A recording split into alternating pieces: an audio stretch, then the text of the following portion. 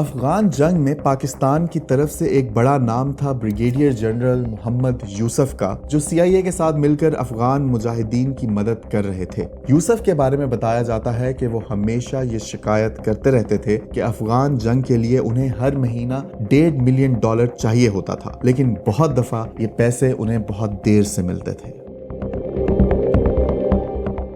خیر، nuclear project کی funding کی اور تفصیل میں جائیں تو حکومتی سطح پر ہمارے فائنانس منسٹر غلام اسحاق خان کے نیچے صرف ایک شخص تھے جنہیں وہ ٹرسٹ کرتے تھے، اور وہ تھے ان کے مین ساتھی آئی اے بھٹی، جو کے آر ایل کے فائنینشیل کنٹرولر تھے۔ آئی اے بھٹی کا دفتر کسی گورنمنٹ آفس، پی اے ای سی یا کے آر ایل میں نہیں، بلکہ رائل ایئر فورس کی ایک پرانی ورکشاپ میں تھا جو اسلام آباد انٹرنیشنل ایئرپورٹ کے اندر قائم تھی۔ نیوکلیئر پروگرام کے لیے پیمنٹس کرنے کا طریقہ یہ تھا کہ غلام اسحاق خان کے آرڈر کے بعد کسی بھی نئے آرڈر کے لیے بھٹی ایک چیک بنا کر نیشنل بینک آف پاکستان بھیجتے تھے۔ اس کے بعد نیشنل بینک میں جمع اکاؤنٹوں سے پیسے پاکستان سے باہر بی سی سی آئی کی برانچ میں بھیجے جاتے تھے۔ جب یورپین سپلائرز کے پاس آرڈر ریڈی ہو جاتے تھے تو پاکستانی ایمبیسی کا کوئی افسر یہ کیش بی سی سی آئی کی برانچ سے نکال کر پیمنٹ کر دیتا تھا۔ یہ پیمنٹس کرنے والوں میں بون میں پاکستان کی ایمبیسی میں تعینات اکرام الحق خان کا نام بہت جگہ دیکھا گیا۔ یہ وہی اکرام الحق تھے جنہیں لرچ کی گرفتاری کے بعد فوراً پاکستان بلا لیا گیا تھا تاکہ وہ لرچ کو پیمنٹ کرنے کے جرم میں پکڑے نہ جائیں۔ اس کی تفصیل میں نے آپ کو اس کہانی کی 20ویں قسط میں بتائی تھی۔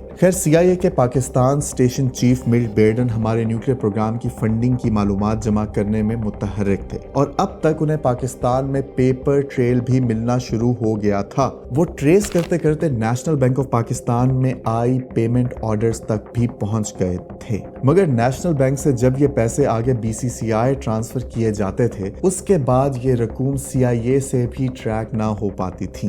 بعد میں جب B C C I bank بند ہوا تب عالمی آڈٹ فرم پرائس واٹر ہاؤس کوپر نے بی سی سی آئی کے لندن ہیڈ کوارٹر کے آڈٹ میں دیکھا کہ بہت عرصے تک ایک خفیہ اکاؤنٹ کے اندر لگ بھگ $50 ملین پڑے رہتے تھے۔ یہ رقم اس زمانے کے لحاظ سے بہت بڑی تھی، اور سی آئی اے کا اندازہ یہی ہے کہ یہ رقم خاص طور پر پاکستان کے نیوکلیئر پروگرام کی فنڈنگ کے لیے استعمال ہوتی تھی۔ یورپ میں یہ سب کس طریقے سے ہوتا تھا وہ میں نے آپ کو بتایا، لیکن امریکہ میں سپلائرز کی پیمنٹ کا کام B C C I bank یا کوئی اور بینک نہیں کرتا تھا، بلکہ یہ کام بی سی سی آئی کی ایک چیریٹی آرگنائزیشن بی سی سی آئی فاؤنڈیشن کے ذریعے کی جاتی تھی۔ یہ چیریٹی آرگنائزیشن 1981 میں یہ سوچ کر بنائی گئی تھی کہ امریکہ میں بینکس کے اکاؤنٹس کا تو ٹیکس آڈٹ ہوتا ہے، مگر چیریٹی کی فاؤنڈیشن پر چونکہ ٹیکس لاگو ہی نہیں ہوتا، اس لیے ٹیکس والوں کی نظر بی سی سی آئی فاؤنڈیشن کے اکاؤنٹس پر نہیں پڑے گی۔ یا انہوں نے غلام اسحاق خان صاحب کے ساتھ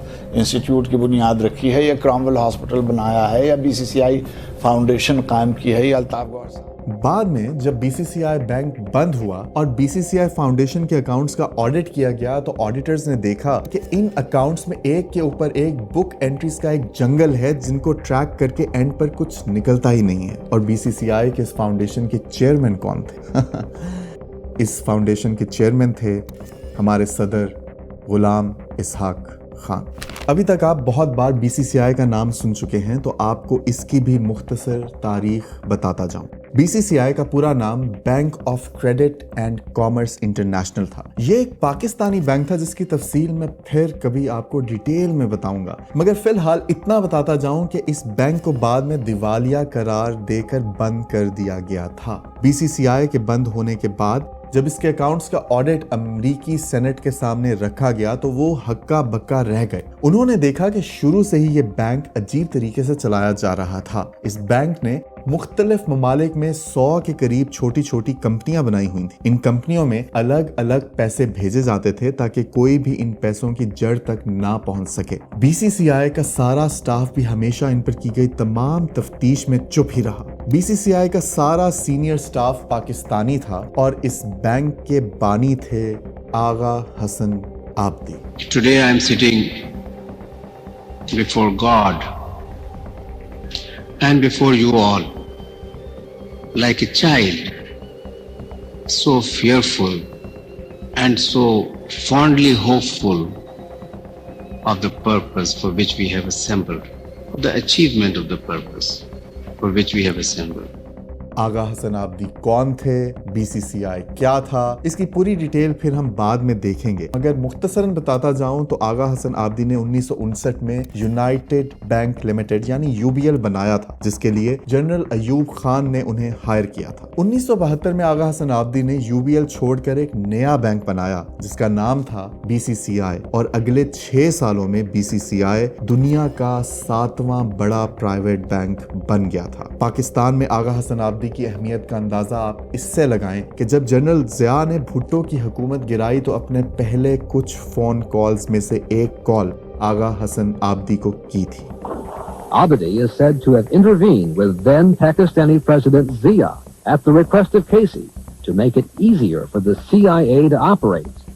Investigators found this check to President Zia from BCCI for 40 million rupees, $2 million. Investigators say it was part of a not-too-subtle BCCI effort to win favor with Zia in 1985 at the height of the CIA's Afghan. BCCI के हमारे nuclear project में शामिल होने के कुछ शवाहिद आपको यहाँ पर भी महसूस होंगे। For years, while BCCI was laundering drug money and funding arms traffickers and terrorists,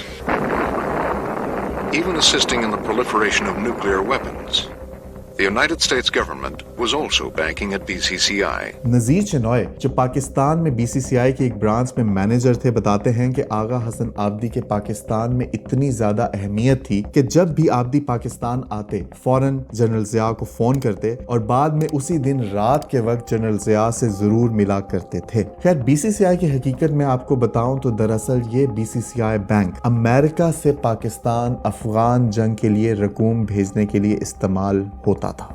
We know to a certainty that the bank provided funding, was a conduit for funding to the Mujahideen. We know to a certainty that the bank was a conduit for providing money to Contras and to the whole Nicaraguan effort.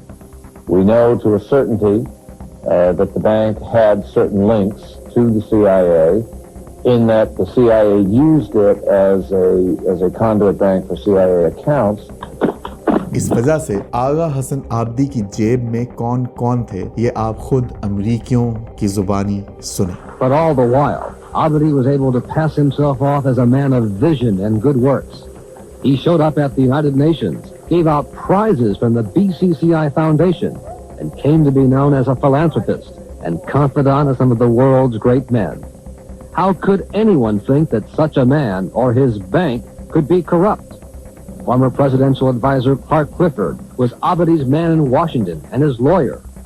Former U.S. ambassador to the United Nations Andrew Young worked for Abadi as a consultant. Former British Prime Minister James Callaghan accompanied Abadi on economic missions. And perhaps most impressive of all the men seen with Abadi, a former president of the United States, Jimmy Carter. Carter flew around the world with Abadi, with millions of dollars from BCCI to promote good works in the third world. और अपने इन्हीं connections का फायदा उठाकर BCCI का शुमार दुनिया के बड़े बैंकों में होने लग गया था।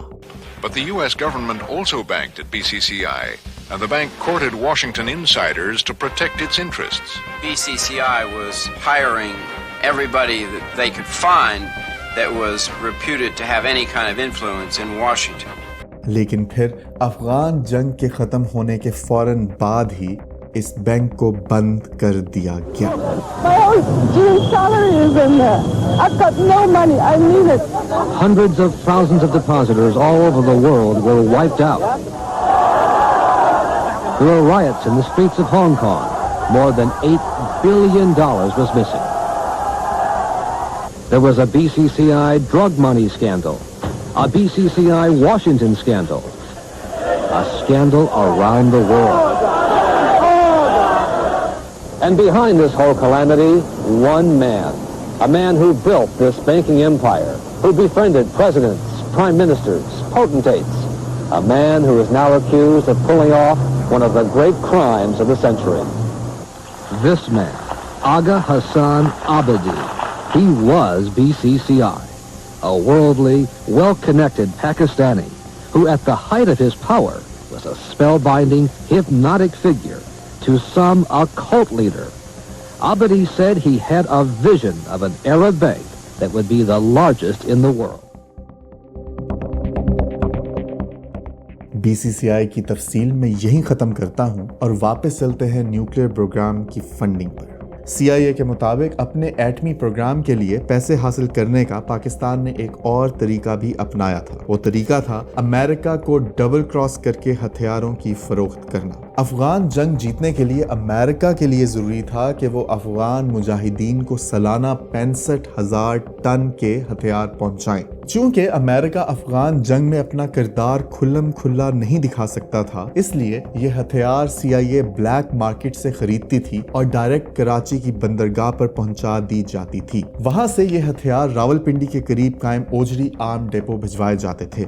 ये बात मैंने यहाँ इसलिए बताई है कि इस किस्त में हमने डिटेल में न्यूक्लियर प्रोग्राम की फंडिंग की बात की है, मगर इस बात का लेना देना 1988 में पाकिस्तान में हुए एक बहुत अहम वाक़े से था, जो मैं अगली एक साथ में आपके सामने पेश करूंगा। खैर, अब तक आपको अच्छी तरह अंदाजा हो गया होगा कि हम लोग अपने प्रोग्राम की फंडिंग कैसे कर रहे थे, मगर न्यूक्लियर प्रोग्राम की फंडिंग का टॉपिक खत्म करने से पहले आपको एक और बात क्लियर करता जाऊं। पाकिस्तान में बहुत से लोग कहते हैं कि पाकिस्तान के न्यूक्लियर प्रोग्राम की फंडिंग के लिए एक बहुत अहम नाम है सेठ आबिद, मगर सच्चाई ये है कि हमारे न्यूक्लियर प्रोग्राम से उनका कोई लेना देना नहीं है।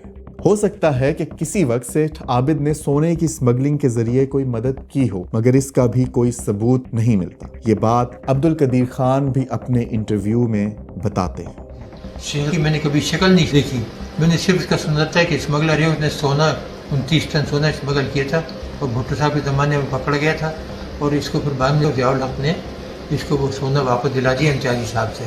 और ये सब झूठ कतई। मैंने इसकी शक्ल पहली मरतबा जब मैं रिटायर हो चुका उसके 10 साल बाद देखी, जबकि सैकड़ों एटम बम बन चुके थे। तो ये जितनी जो बातें सब झूठ हैं। एक पाई का एक सुई भी कभी इन्होंने नहीं दी, हमने इनसे मंगाई या इनसे बात हुई। हम तो कह रहे हैं, मैं कह रहा हूँ ना आपसे कि मैंने पहली मरतबा ज़िंदगी में रिटायरमेंट के 10 साल बाद इनकी शक्ल देखी। तो ये सब झूठ